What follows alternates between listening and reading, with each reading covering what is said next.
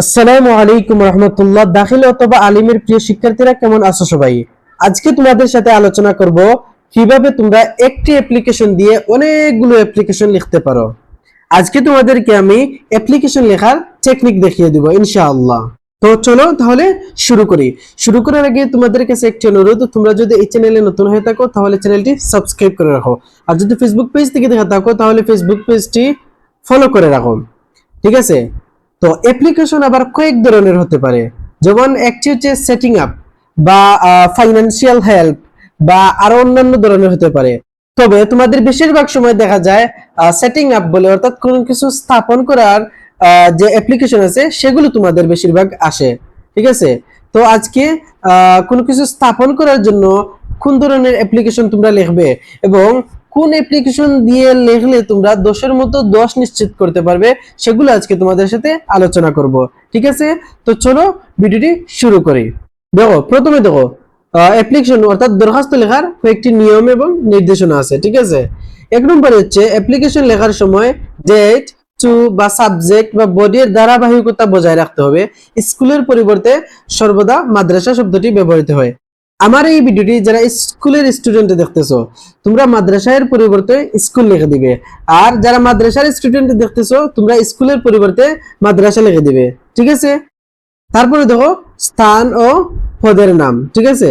তারপর হচ্ছে সাবজেক্ট, অর্থাৎ বিষয় অবশ্যই সংক্ষিপ্ত এবং স্পষ্ট হতে হবে, অর্থাৎ যেই বিষয়ে তুমি অ্যাপ্লিকেশনটি লিখতেছো সেই বিষয়টি তুমি লিখে দিবে। আশা করি বুঝতে পারছো। তারপরে একটি কথা বলা হচ্ছে যে পরিপাটি ও মার্জিত ভাষা। অ্যাপ্লিকেশনের ভাষা হবে অত্যন্ত বিনীত ও প্রাতিষ্ঠানিক। কোনো অপ্রাসঙ্গিক কথা লেখা যাবে না, অর্থাৎ অত্যন্ত বিনীতভাবে সেই অ্যাপ্লিকেশনটি লিখবে। যেহেতু তুমি তোমার মাদ্রাসার প্রিন্সিপাল বা অধ্যক্ষের কাছে লিখতেছো, উনি যেহেতু সম্মানী ব্যক্তি, ওনার সাথে সম্মানের সাথে কথা বলবে, অর্থাৎ তুমি বিনীতভাবে এই অ্যাপ্লিকেশনটি লিখবে, ঠিক আছে? দেখো এই অ্যাপ্লিকেশন দিয়ে কোন ধরনের অ্যাপ্লিকেশন তোমরা লিখতে পারবে। দেখো আমি এখানে লিখে দিছি। দেখো, মনে করি তোমাদের আছে for setting up A Madrasa hostel, অথবা কমন রুম, অথবা কম্পিউটার ক্লাব, অথবা ওপেনিং আ রিডিং রুম, অথবা স্টাডি ট্যুর, অথবা অন্যান্য যে কোনো কিছু আসতে পারে। অর্থাৎ সেটিং আপ বলে যে কোনো কিছু আসলে তোমরা এই ফরম্যাটটি ব্যবহার করবে, ঠিক আছে? এই ফরম্যাটটি ব্যবহার করলে আশা রাখছি তোমরা 10-এর মধ্যে 10 নিশ্চিত করতে পারবে। দেখো তাহলে অ্যাপ্লিকেশনটি প্রথমে হচ্ছে ডেট, অর্থাৎ যে তারিখে তুমি অ্যাপ্লিকেশনটি লিখতেছো সেটি দিবে। তারপর হচ্ছে টু, তারপর হচ্ছে প্রিন্সিপাল অথবা হেড টিচারও তোমরা দিতে পারো, ঠিক আছে? তারপর হচ্ছে তোমার মাদ্রাসার নেম, আর তুমি যদি স্কুলের হও তাহলে তুমি তোমার এখানে স্কুলের নেম লিখে দেবে, ঠিক আছে? তারপর হচ্ছে অ্যাড্রেস অফ ইওর মাদ্রাসা, অর্থাৎ তোমার মাদ্রাসাটি কোন জায়গায় অবস্থিত সেটি তুমি লিখে দিবে, অর্থাৎ তোমার মাদ্রাসার লোকেশন তুমি লিখে দিবে, ঠিক আছে? তারপর হচ্ছে সাবজেক্ট, প্রেয়ার ফর লিখে তুমি এখানে যে বিষয়ে তোমার আসবে তুমি সেই বিষয়টি এখানে লিখে দিবে। মনে করে আসছে মাদ্রাসা হোস্টেল, অথবা মনে করে আসছে কম্পিউটার ক্লাব। মনে করো আমি ধরে নিলাম কম্পিউটার ক্লাব। দেখো তাহলে আমি কি লিখবো? Prayer for setting up a computer club, ঠিক আছে? সাবজেক্টের জায়গায় আমি এটা লিখে দিব, prayer for setting up a computer club, ঠিক আছে? তোমার যেই বিষয় আসবে তুমি সেই বিষয়টি এখানে লিখে দিবে। তারপর দেখো স্যার এই কথাটি লিখবে।